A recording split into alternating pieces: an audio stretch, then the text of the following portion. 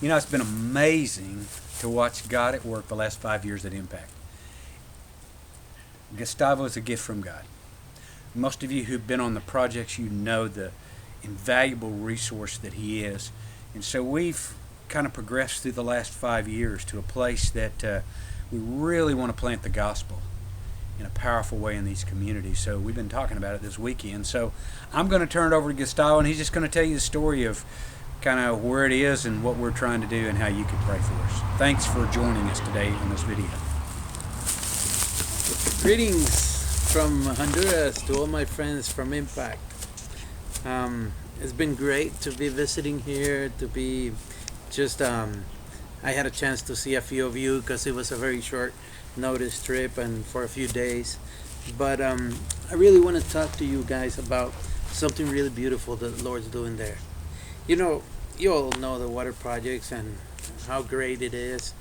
And it's like, it's been great, it's been awesome, the kind of relationships, the meaningful the water projects are for the people there. You guys really have no idea how meaningful they are. It's probably, I've heard comments from villagers telling me that that has been the best thing that has ever happened in their village, something that has been really unique. But in all these years, at the beginning we were very happy, very excited about the water projects. But as time went on, the Lord kind of put something in the back of, or at least He did in the back of my mind, and something that I saw as a very dark cloud ahead of us. And that was the question, what about after the group leaves? What about all these guys? Here we go for a week and we experience a little bit of taste of what it is to be in heaven. We got these guys coming in from a different place, coming to serve alongside, living in a very incarnational way for a week. And this is something that never been. You really need to understand that people from the villages there, they have been marginalized. Like people in the city look down at them, and it's very hard. So here we have all these guys coming from the United States, from this setting where we think that you're living the American dream here, and you're, putting all that away and coming in for a week to spend the time. But then the question in my head was like, but what about after the group leaves? It is as if we present the gospel, because we do, we live it out, they see it, they get to experience something that is real, that is genuine, but then it's over. And that has been in the back of my mind for a long time. And the Lord, little by little, has been asking me, so what are you going to do about it? What should we do about it?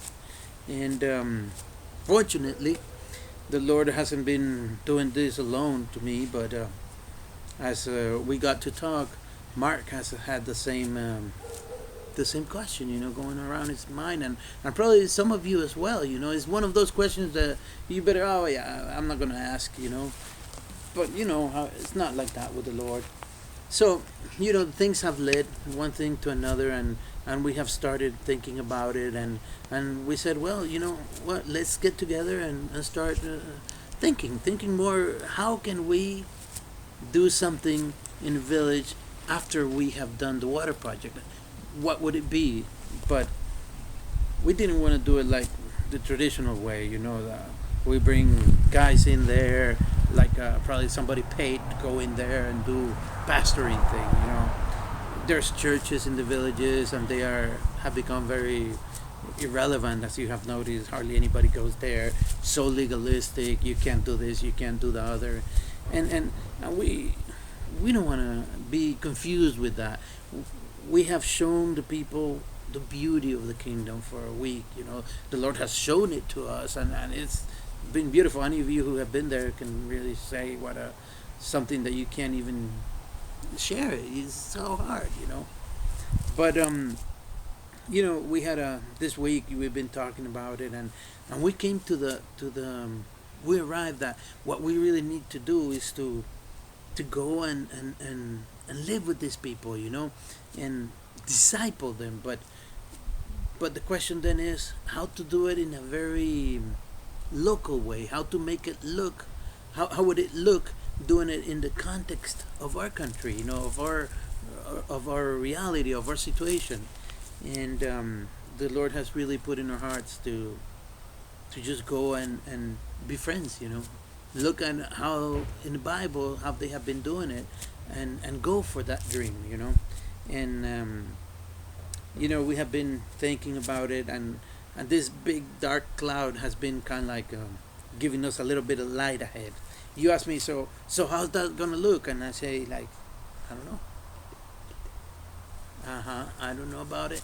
So, but the Lord has been so faithful. In one of the villages that we recently did, is the village San Francisco. My work partner, his name is Edward. He's a 17-year-old kid, and we got into conversations. He took me to his home, and I met his dad Tito, his mother, and his sister. And Tito is a really very looked up to man. The people look up to him. He's got his little farm. He's growing coffee, and he's doing very well. When Edward was telling me about this story, that when he turned 16, his dad wanted to, and he graduated, his dad wanted to give him something. So what's typical there is that they would give a motorcycle. Everybody wants a motorcycle. So Edward then tells his dad, like, Dad, I really would like a motorcycle, but I would rather have you do something else with me. Why don't we save that money so I can go to school? I want to be a mechanic, and I can go to mechanical school.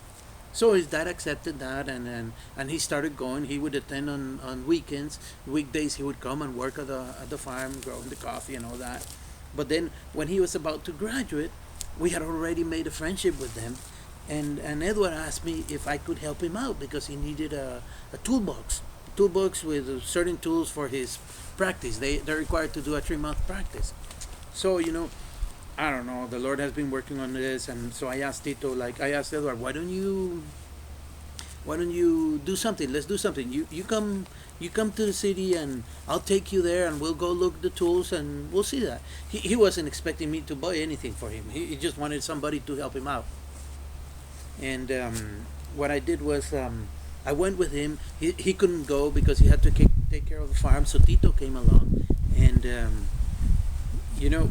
we developed a very good friendship, and Tito is what we could consider a man of peace in the village, a man of honor. And this is kind of like, we're kind of like bumping into it, but we're thinking, okay, how can we reach a village? How can we reach a community? And the person that is of honor is Tito. So I became friends. I befriended Tito. We have a very good relationship, and he's the man that we're pursuing now. And this is starting to take off, and how we have this mindset. Okay, so what are your goals? What's your time frame? I don't have any of that, guys. But I really feel led that the Lord is leading us towards seeking out for those men of influence in the villages, and we yet don't know how it's going to look. But at the same time, this is way bigger than what we are.